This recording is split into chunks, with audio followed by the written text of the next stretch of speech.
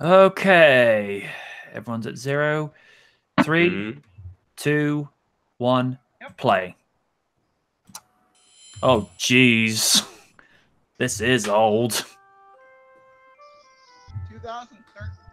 Holy crap! That was okay.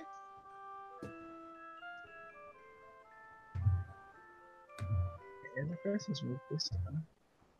Hello there, folks. I think it's been 5 years since. December to Remember, where we look at some. Like just Nice yesterday, I was Letterman watching jacket. this, commenting on it. It's not been uncommon for Hollywood. Nice Letterman's jacket. Thank you. Yeah. Around Christmas time. That's actually custom made. Iron Man 3. Oh, nice. Oh, nice. As an example. Does the K stand for night? Yes. That does not Ah, nice. about in the regard for that time of the year, I am reviewing today in special features December to Remember, and we're kicking things. Is that computer in the background the same one you record yourself in front of? In the old days, yes. Uh-huh. Current one, no. Current one runs circles around it in seconds. The first movie happened as a result of the Frank Miller graphic novels Batman Year I'm glad I'm not the only one who considers Batman Returns a Christmas movie. Because I watched that every year on Christmas. Years before Yeah. the camp trend had taken hold.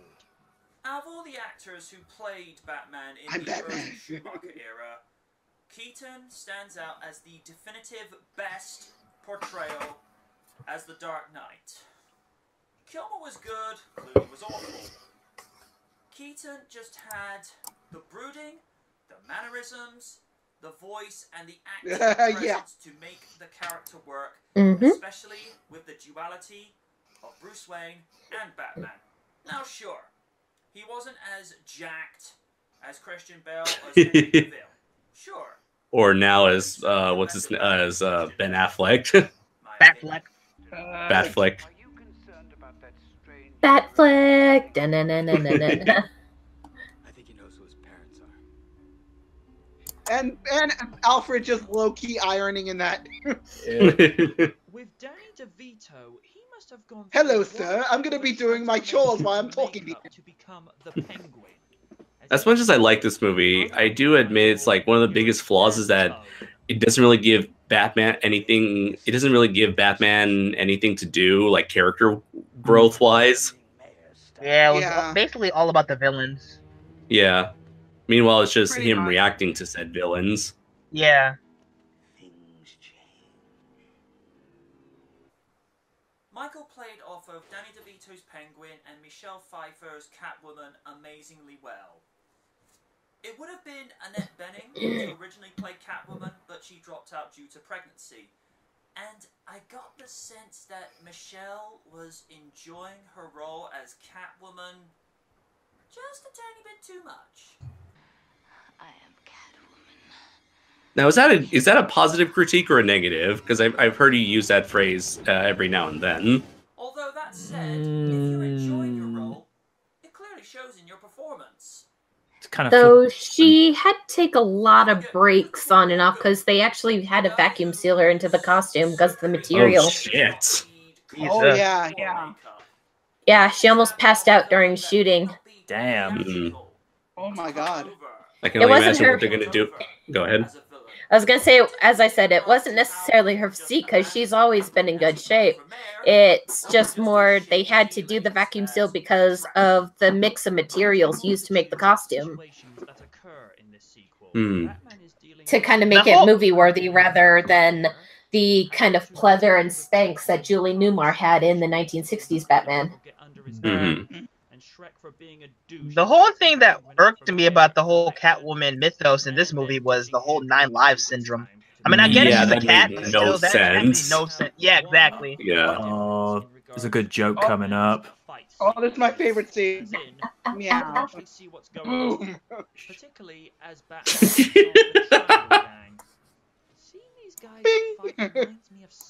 This is the origin to Batman Arkham Asylum. Yeah. Nice editing here. Clown 3. Clown number 2. One of the key elements. Speaking of that, how about Speaking of Power Rangers, how about that shattered grid? Well, I'm pretty intrigued by that. Ow. Yeah, what I really liked about that one was when Jason David Frank did the voice for Lord Dracon. That was crazy sick. Oh yeah, this is probably might be my favorite version of the bat suit. I always liked how not only does the bat symbol actually match the one in the logo, but it has like the abs have that more like armored mechanical look as opposed to the more like anatomically sculpted bat suit from the '89 film. How does this movie hold up? No, don't kill the Batmobile, no! But we gotta make a new one, Lydia, to sell toys. No! Of course. Toys, Lydia. I mean, the one thing about the suit that reminds me of the '80s suit was the whole mechanical suit he had in Batman Arkham Knight. Yeah. And it reminds you of a time when Batman movies offered you Nabi agrees. and escapism, as opposed to today's modern cinema with gritty realism, which makes you feel like you stepped forth into Monday morning when what you really want is that Friday night at the movies feeling. Now, do you think, MJ, that the new version of Batman is more of that fantasy thing that you enjoy, or do you think it still has bits of that gritty realism thing you just mentioned? It's definitely a lot more in the fantasy realm. Mm-hmm. See you next time. What, Navi? He's trying to climb on my chair and get my attention. Even though his feeding time is not for another 10 or so minutes. Not 10 minutes, 20 minutes. Because I always give him his gushies around either 3:30 or 4 o'clock. So now he's kind of... The Power Rangers reference was just too good not to use. And Bill Finger. Bill Finger, of course. You forgot Bill Finger. I know. That's why I see. Most of America did because of Bob Kane himself. He literally screwed over Bill Finger and got all the credit for decades. Oh yeah, you easily see it in a lot of Batman products. Much as I love Stan Lee, I'd have to say Bill Finger got Jack Kirby'd. Yeah. Like, isn't like Jack Kirby the Godfather of Marvel? Yep.